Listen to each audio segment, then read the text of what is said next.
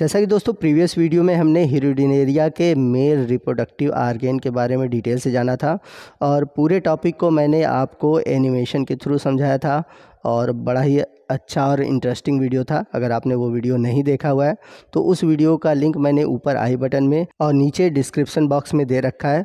उस लिंक पर क्लिक करके आप हिरुडिनेरिया के मेल रिप्रोडक्टिव आर्गेन्स के बारे में जान सकते हैं। आज के इस वीडियो में हम हिरुडिनेरिया यानी कि लीच के फीमेल रिप्रोडक्टिव आर्गन के बारे में जानेंगे। तो जैसा कि मैंने प्रीवियस वीडियो में भी आपको बताया था कि हिरुडिनेरिया के फीमेल रिप्रोडक्टिव आर्गन में एक पेयर ओवरी सैक और एक पेयर ओवरी पाई जाती है।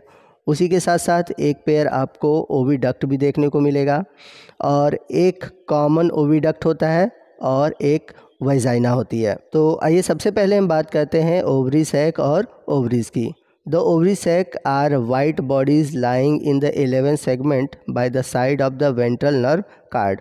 तो जो फीमेल है उसमें जो ओवरी सैक होती है एक वाइट बॉडीज़ के रूप में पाई जाती है जो कि 11th सेगमेंट में पाया जाता है और ये जो ओवरी सैक होती है ये वेंट्रल नर्व कार्ड के दोनों साइड यानी कि लेफ़्ट और राइट में पाया जाता है। तो अगर आप इसके अंदर के स्ट्रक्चर को देखेंगे तो आपको इसके अंदर एक सिलोमिक स्पेस दिखाई देगा। तो जैसा कि आप एनिमेशन में देख सकते हैं कि ये बाहर की तरफ है ओवरी सैक और ये जो ओवरी सैक है इसके अंदर आपको एक क्वाइल्ड स्ट्रक्चर दिखाई देगा जो कि कहलाता है ओवरी। तो दोनों ही ओवरी सैक के अंदर आपको क्वाइल्ड न्यूक्लिएटेड ओवरी दिखाई देती है और ये जो ओवरी है यह ओवरी सैक में उपस्थित हीमोसिलोमिक फ्लूइड के अंदर तैरता रहता है। चलते हैं फीमेल रिप्रोडक्टिव आर्गन के अगले ऑर्गन की ओर जो कि है oviduct. From the base of each ovary sac arises short cylinder tube are called oviduct।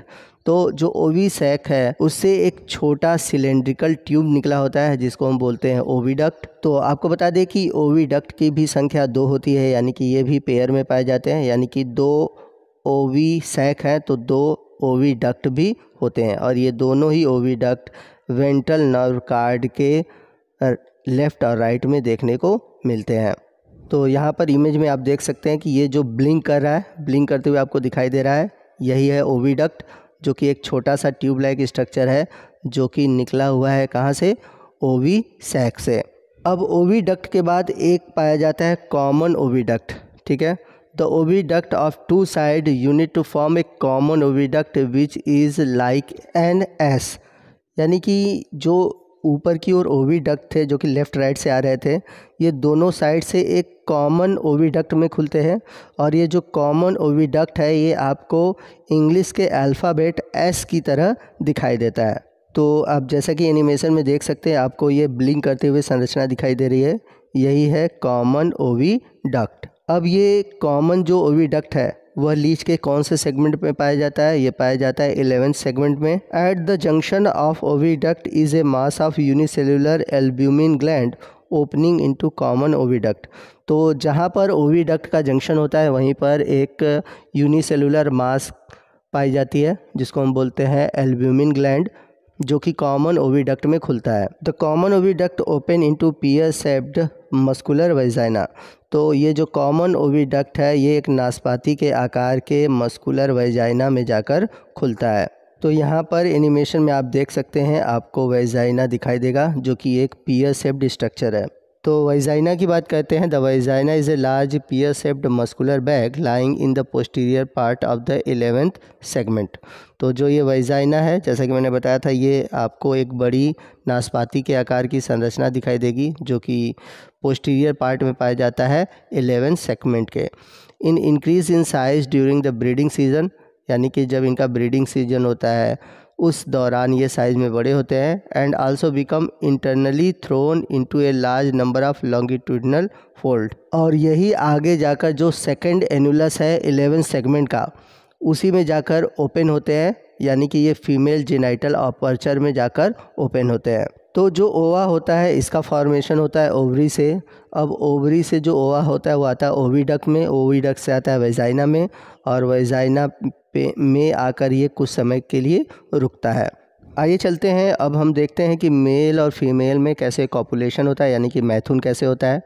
तो इनमें जो कॉपुलेशन होता है वो मार्च और अप्रैल के दौरान होता है। तो कॉपुलेशन के दौरान दो लीच जो होते हैं एक दूसरे के कांटेक्ट में आते हैं वेंट्रल सरफेस की ओर, यानी कि वेंट्रल सरफेस की ओर दो अपोजिट जो लीच होते हैं आपस में जुड़ते हैं, अपोजिट डायरेक्शन में जुड़ते हैं, यानी कि एक का जो एंटीरियर एंड है दूसरे के पोस्टीरियर की ओर और दूसरे का पोस्टीरियर अगले के एंटीरियर की ओर।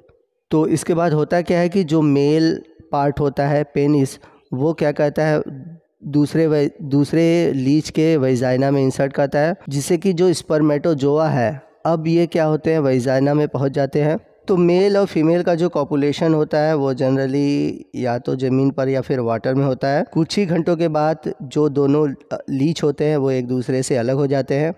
अब बात करते हैं फर्टिलाइजेशन की। तो लीच में जो फर्टिलाइजेशन होता है वो इंटरनल होता है, यानी कि वजाइना के अंदर होता है, और जो फर्टिलाइज्ड एग होते हैं वो डिस्चार्ज होते हैं फीमेल जेनिटल अपर्चर से कोकून में, जिसे बोलते हैं ऊथिका, जहाँ पर आगे चल के एग का डेवलपमेंट होता है। अब हम बात करते हैं कोकून की, यानी कि ऊथिका की एक फॉर्मेशन की। तो जो कोकून है इसका फॉर्मेशन होता है अप्रैल, मई और जून के महीने में, और ये एक प्रकार का क्लाइटेलम फॉर्म स्ट्रक्चर होता है, यानी कि जो क्लाइटेलम होता है, जो क्लाइटेलम है ये पाया जाता है 9 से लेके 11th सेगमेंट के बीच। ठीक है ना, ये याद रखिएगा, ये पूछा जाता है कि लीच में जो क्लाइटेलम है वो किस सेगमेंट में पाया जाता है, तो 9, 10th, 11th सेगमेंट के बीच में। ठीक है, और इसी में कोकून का फॉर्मेशन होता है। तो इसमें होता क्या है कि जब ब्रीडिंग सीज़न आता है तो क्लाइटेलम में उपस्थित जो ग्लैंड होते हैं वो केमिकल का सिक्रीट करते हैं, जो कि एक हार्ड स्ट्रक्चर बनाता है जिसको हम बोलते हैं कोकून। और एक सिलेटरी ग्लैंड होती है जो कि सिक्रीट करती है एल्ब्यूमिन, जो कि कोकून के लिए नरिशमेंट का काम करता है। और इस तरह से जो डेवलपमेंट होता है एम्ब्रियोनिक, वो एम्ब्रियोनिक डेवलपमेंट होता है। तो याद रखिएगा कौन सा ग्लैंड है, क्लिटेलरी ग्लैंड। तो कोकून एक प्रकार का अंबर कलर्ड एक बैरल शेप्ड स्ट्रक्चर होता है, जो कि लगभग 30 mm से 30 mm into 15 mm in size होता है। तो जब भी लीच कोकून को बाहर निकालता है, यानी कि उसको लेट करता है, तो ये हमेशा जो मॉइस्ट मड होते हैं, यानी कि जो कीचड़ होते हैं, वहीं पे निकलते हैं, कभी भी ये पानी में नहीं निकलते। और आपको बता दें कि फर्टिलाइजेशन के लगभग 6 घंटे में ही कोकून का फॉर्मेशन होने लगता है। अब बात करते हैं डेवलपमेंट की। तो जो कोकून है, कोकून में ही डेवलपमेंट होता है, और in each cocoon 1 to 24 embryos develop. हर एक कोकून में लगभग 1 से लेकर 24 एम्ब्रियो होते हैं, जो कि एल्ब्यूमिन को फीड करते हैं। और फाइनली जो एम्ब्रियोनिक डेवलपमेंट हो जाता है तो ये कोकून से बाहर आ जाते हैं। तो ये जो एम्ब्रियोनिक डेवलपमेंट होता है ये डायरेक्ट होता है, इसमें कहीं भी कोई आपको लार्वल स्टेज देखने को नहीं मिलता। और फर्टिलाइजेशन के लगभग 14 डेज़ में ही डेवलपमेंट हो जाता है, और इसके बाद जो न्यू लीच होते हैं वो बाहर निकल आते हैं। अब बात करते हैं पैरासिटिक एडाप्टेशन की। तो हिरुडेनेरिया जो है, जिसको हम कॉमनली इंडियन कैटल लीच बोलते हैं, और ये जो अपना पूरा लाइफ साइकिल है वो मानव में या फिर जो कैटल होते हैं उनके ब्लड को सक करके अपना नरिशमेंट कंप्लीट करता है। और इनके पैरासिटिक मूड ऑफ न्यूट्रिशन के लिए इनके पास कई सारे एडाप्टिव फीचर होते हैं। तो दोस्तों, इसी के साथ हमारा जो लीच का या फिर कह सकते हैं हिरुडेनेरिया का जो रिप्रोडक्शन वाला पार्ट था वो ख़त्म होता है। आई होप आपको सभी टॉपिक अच्छे से समझ में आ गए होंगे। आपको आज का ये वीडियो कैसा लगा कमेंट करके ज़रूर बताइएगा। वीडियो अच्छा लगा हो तो प्लीज़ वीडियो को लाइक करिएगा, अपने दोस्तों में शेयर करिएगा।